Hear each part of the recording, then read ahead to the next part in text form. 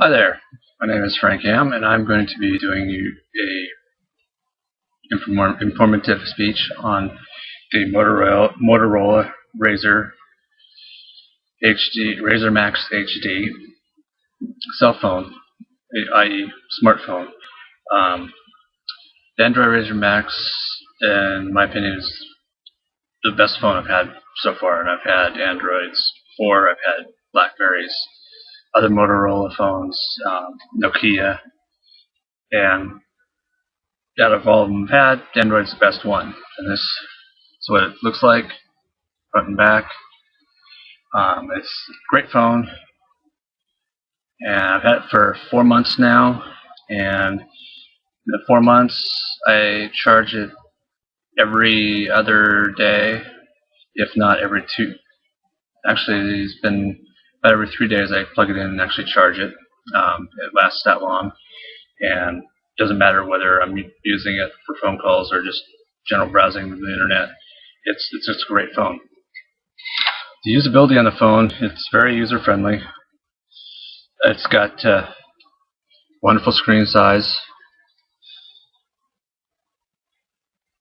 and very clear screen size, and it's got nice features of your battery status. In my case, I have a clock and a temperature, which is temperatures for several cities that I've lived in or know people who live there, so I can keep track of what's going on, temperature and weather-wise. It's always interesting, and what I like about it is, minus its hard case, it's a real thin phone, as you can see. It's got, instead of like a lot of phones where they have buttons all over the tops and the sides, it's only got 2 buttons on the side. One's for your turning it on and off and opening and closing the screen. The other one's volumes and zooming, whatnot, if you're using the camera. And what I really like about this phone is the fact that it pairs itself automatically to my computers, I got a Toshiba Thrive, which is another Android device, tablet. It pairs itself instantly to that. And the other great part is the fact that the minute I get in my home, it connects up to the Wi-Fi. It still has a cell signal, but any data usage that goes on is through the Wi-Fi, not the cellular service, which means my data plan is actually less than it used to be. And durability, actually, we'll go back to, I skipped over battery life. Battery life this is by far the best phone for battery. You can get 2 to 3 days on a single charge with minimal usage.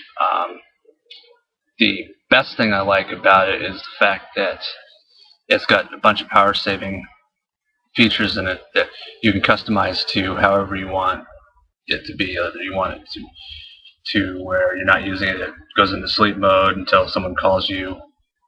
You can fix it so all the wireless services are disabled, and it's just basically a phone without connection.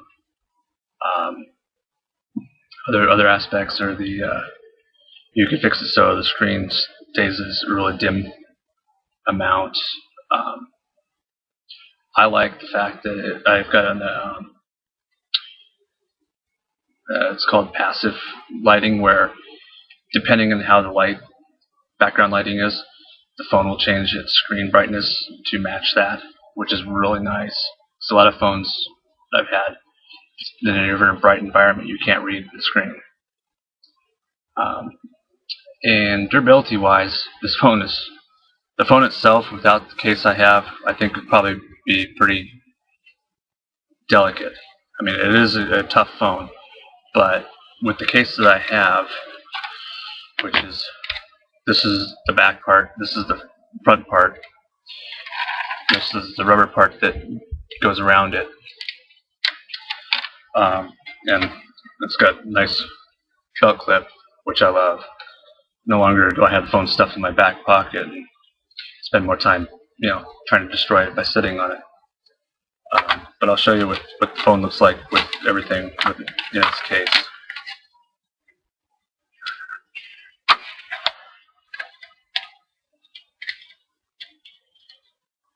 Which is,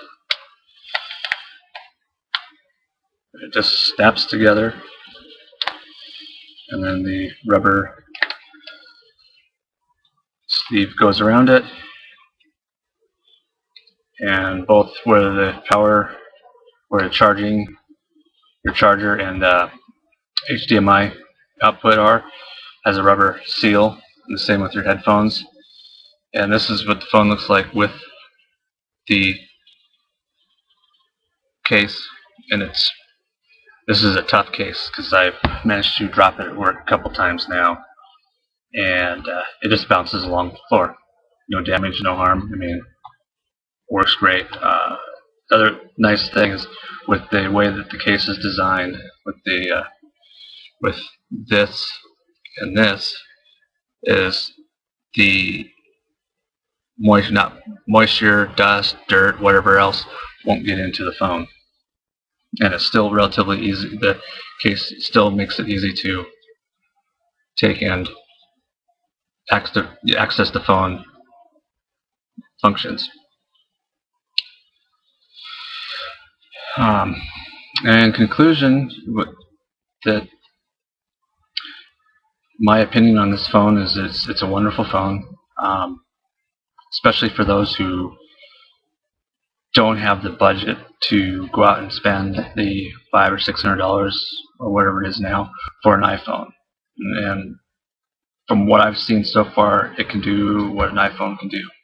It's just the only difference is instead of having the iTunes apps, the Apple applications, it's all Android applications, which are actually a more open source, which means the content's a little more variety of content. Other than that, I would recommend that if you ever wanted to get a phone that was good, that was relatively inexpensive, I would go with the Razr Max HD. The Razr Max, which is the other variant of this, it doesn't have the battery life that this one has, which is that's the bread and butter of this phone, is its battery life. I hope you find this speech informative on the Android, and again, I thank you for taking your time and watching this.